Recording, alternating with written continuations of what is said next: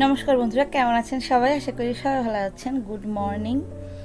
সকালবেলায় দিয়ে নিচ্ছি পুজো। আপনারা দেখতেই পাচ্ছেন কারেন্ট ছিল না, আমি ভিডিওটা অন করার সাথে সাথে কারেন্ট চলে এসেছে। দেখেছেন ঠাকুরের কি লীলা। আমি সকালে যেহেতু একটু মেঘলা মেঘলা ছিল, ঠাকুরঘরটা খুব অন্ধকার লাগছিল, তো ভাবছিলাম যে কারেন্টটা নেই, কারেন্ট না থাকলে না পুজো দিতেও ভালো লাগে না।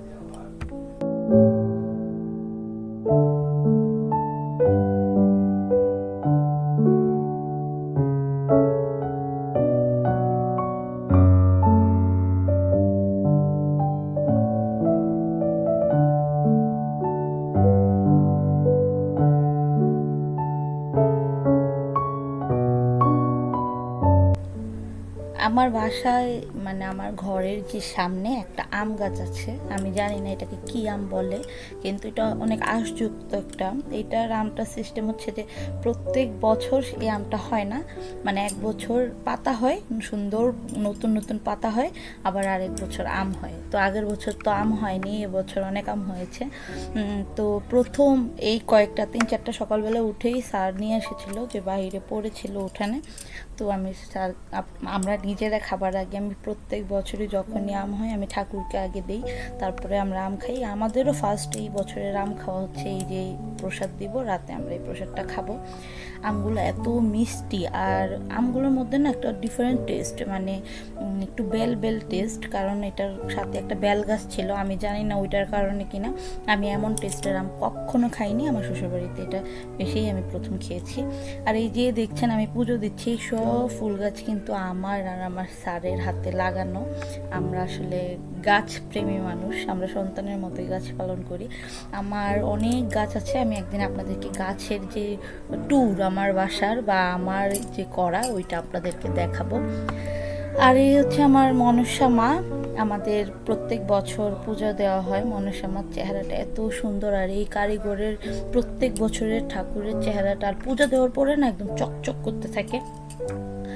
আর আপনাদেরকে একটা কথা বলি, আপনারা পূজা দেওয়ার সময় না একটু কর্পূর জ্বালাবেন। কর্পূর কিন্তু যত নেগেটিভিটি আছে ঘরে সব দূর করে।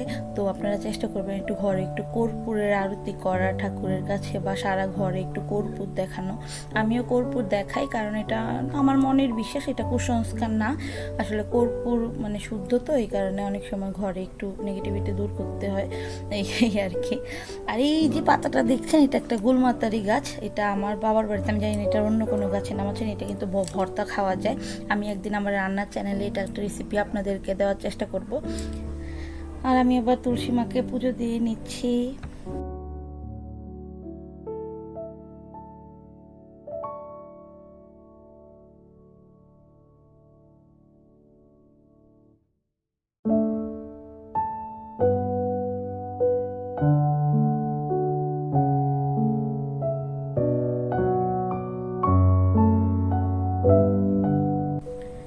এটা হচ্ছে আমার আমার নিজের লাগানো বেলি গাছের ফুল। এই বছর অনেক বেলি ফুল হয়েছে। আপনাদের কার কার বেলি ফুল অনেক পছন্দ? আমার পার্সোনালি খুবই পছন্দের বেলি ফুল। তো আমি এবার জলে রেখে দিই, 2 দিন অনেক সুগন্ধ দেয় ঘরে।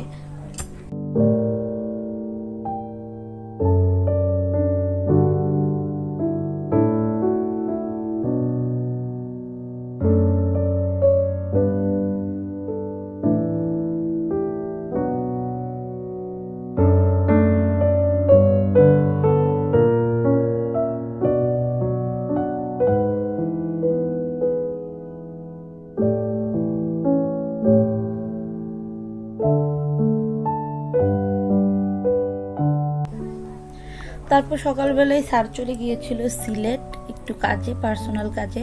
তারপর তো স্যার গাড়িতে ছিল।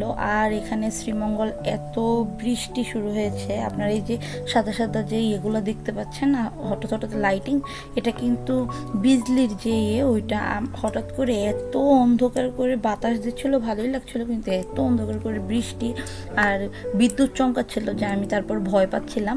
তারপর আমি স্যারকে ফোন দিয়েছি যে তুমি কখন আসবে, তাড়াতাড়ি চলে এসো, এখানে খুব বাজে অবস্থা, কারেন্ট ছিল না, ঘর অন্ধকার ছিল, বাইরে এত বৃষ্টি, এত বিজলি চমকাচ্ছিল যে আমি একদম ভয় পেয়ে গেছি। সচরাচর আমি এগুলাতে একদম ভয় পাই না, যে টিপিক্যাল মেয়েদের মতো যে বিজলিতে ভয় পাই না, তেমন না। আসলে আমি বাসায় একা ছিলাম আর খুব জোরে জোরে বিজলি চমকাচ্ছিল। তো খুব সচরাচর তো আসলে এমন বৃষ্টি এখন আর দেখা যায় না, তো এই জন্য আমার একটু ভয় লাগছিল।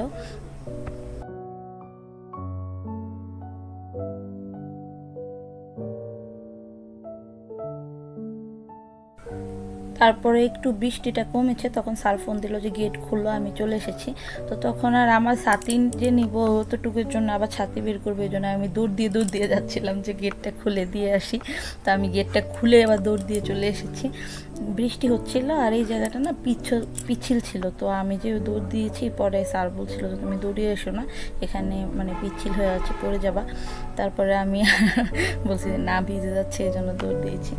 তারপরে তো সারাদিন প্রায় বৃষ্টি হয়েছে, সারা রাত বৃষ্টি হয়েছে। আমি তো ভেবেছিলাম কারেন্টই আসবে না, তারপর দেখা গেল যে না, পরে রাতে 9টা, সাড়ে 8টা 9টার দিকে কারেন্ট এসেছে। তারপরে আমি ভাবলাম যে আজকে একটু অন্য কিছু রান্না করি, ভাত খেতে ইচ্ছে করছিল না। দুপুরেও তো আমার জন্যই শুধু রান্না করেছিলাম, আর স্যারও বলছিল যে আজকে অন্য কিছু রান্না করো। তো খিচুড়ি তো প্রায়ই খাই, তাই ভাবলাম যে আজকে একটু ঘুগনি আর একটু লুচি বানাই। তো লুচি তো প্রায় মানে এত সচরাচর খাওয়া হয় না, খুব রেয়ার খাওয়া হয়, কারণ আমার লুচিটা পছন্দ, কিন্তু আমি খুব কম খাই, তেলের জিনিস একটু কম খাওয়ার চেষ্টা করি। তো আপনারা যারা আমার ভিডিওটা এই পর্যন্ত দেখছেন তাদেরকে অনেক অনেক অনেক ধন্যবাদ। আপনারা যদি আমার চ্যানেলটা বা ভিডিওটা নতুন দেখে থাকেন তাহলে প্লিজ আমার মানে পেজটা ফলো করে দিবেন। আমার ইউটিউবেও একটা চ্যানেল আছে স্নেহা সংসার নামে, তো ওইখানে একটু সাবস্ক্রাইব করে দিবেন। আপনারা সবাই সুস্থ থাকবেন, ভালো থাকবেন, আমার জন্য আশীর্বাদ করবেন, আর বন্ধু বান্ধব আত্মীয় স্বজন সবার সাথে আমার পেজটাকে শেয়ার করবেন, তাহলে আমার পেজটা খুব তাড়াতাড়ি বড় হয়ে যাবে, আমাদের অনেক বড় একটা ফ্যামিলি হয়ে যাবে। তো আশা করি আপনারা আমাকে সাপোর্ট করবেন। তো আজকের মতো আমি বিদায় নিচ্ছি, আবার নতুন একটা ভিডিও নিয়ে খুব তাড়াতাড়ি আপনাদের সামনে চলে আসবো।